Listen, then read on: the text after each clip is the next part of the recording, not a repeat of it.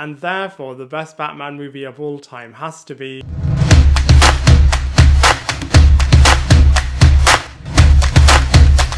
Hello everybody, welcome back to my channel Lifestyle Critic. I hope you're having a brilliant day. So in this video we are going to be ranking all 9 of the live action Batman movies, and this is going to be including the most recently released Robert Pattinson's The Batman movie. And the only rule is that it has to be a dedicated Batman movie, so no group movie is allowed, unfortunately. So for example, even though he did feature in Suicide Squad, that won't be in this list, and neither will Justice League or the Snyder Cut. It will all be focused on the Batman character. I will in the future one day do one that is encompassing all of the animated Batman movies, but as far as this list is concerned, it will be focusing fully on the live action movies. So let's begin. So in number 9, it has to be Batman and Robin. God, this movie was absolutely ridiculous.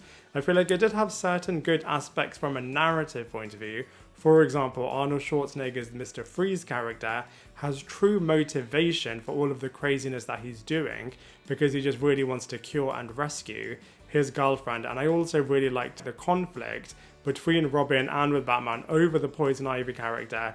And I just feel like everybody's heart was breaking when you can see the Alfred Pennyworth character nearly dying. But that being said, even though it did have some really great narrative aspects, overall in terms of the style and the execution and the script most of all, was just really focusing on it becoming a bit of a toy commercial and a bit of a cartoon, and it unforgivably completely destroyed this entire franchise, which could have been really, really great, as there were plans to have a 5th movie, which was going to bring back all of the villains in a bit of a hallucination state when the Scarecrow character is implanting the Batman character with his fear toxin, and there were going to be spin-offs for both Robin and for Batgirl. So it would have been really, really wicked to see what could have happened next. But we did ultimately get the Nolan trilogy being the brand new spin-off from this, which has been absolutely wicked. But speaking of the Nolan trilogy, in a number 8, which I feel like is going to be incredibly controversial, is The Dark Knight Rises. Now again, there were some really cool aspects to this film. For example, the Catwoman character, Bane in places, was really, really great. And the tease at the end of this movie that the Robin character is actually in this world was really, really great. However, there were certain sequences in this movie that I just thought were incredibly boring, and not even the brilliant Nolan aesthetic was able to save it, which is why it's in at number 8.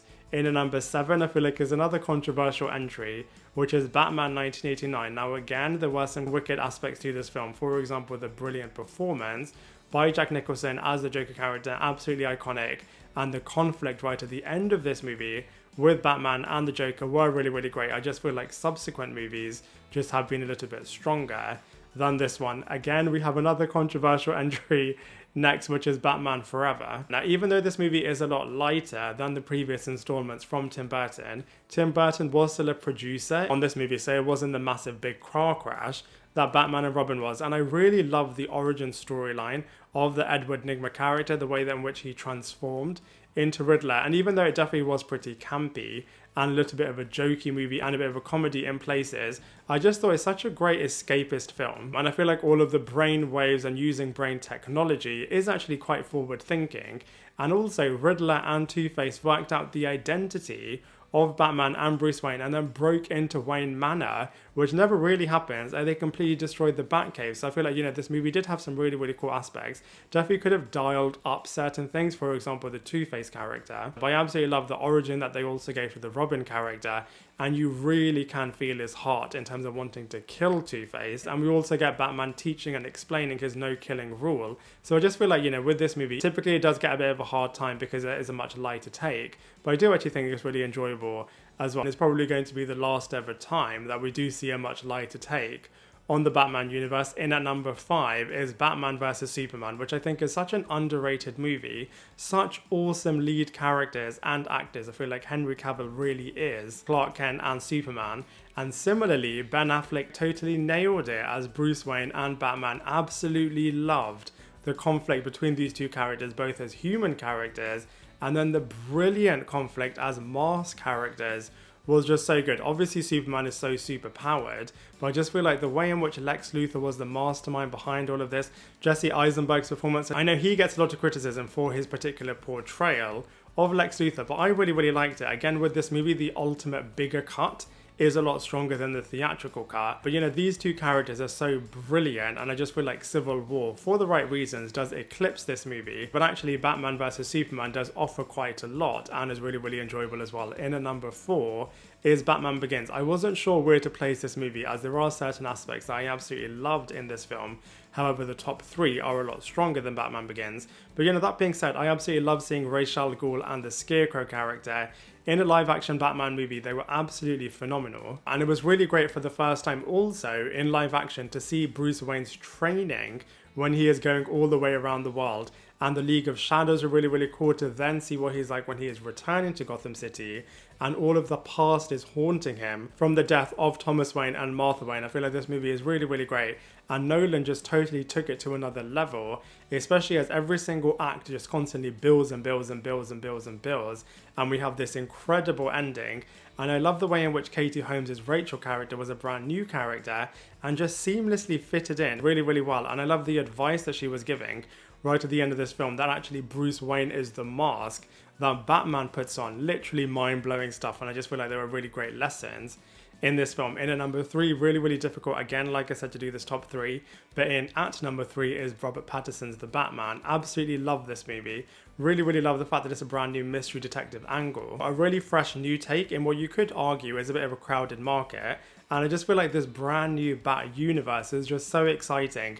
Very different interpretations for all of the different characters. But I feel like they did the right thing in trying really hard to do something a little bit different, as the audiences have seen quite a lot of different versions of this character, and you could argue they are pretty similar, as they do follow the action movie formula, whereas this time they've really changed up the formula while still having all of the staples in there, and whilst also being truly comics accurate, as the Batman character at his core is a detective, and I'm really, really great that they've really embraced that.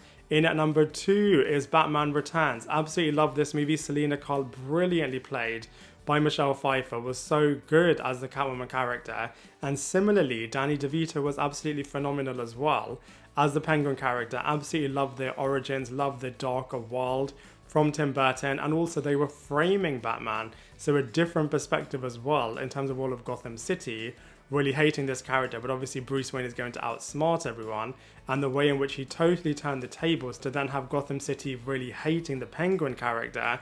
Absolutely phenomenal. Loved this movie. And in particular, I absolutely love that they were really showing that the real evil villain in this movie doesn't even wear a mask, which I just thought was such a chilling concept. But of course, the best Batman movie out there has to be The Dark Knight. Literally, on another level, all of the performances by all of the actors are really, really great. Constant edge of your seat viewing.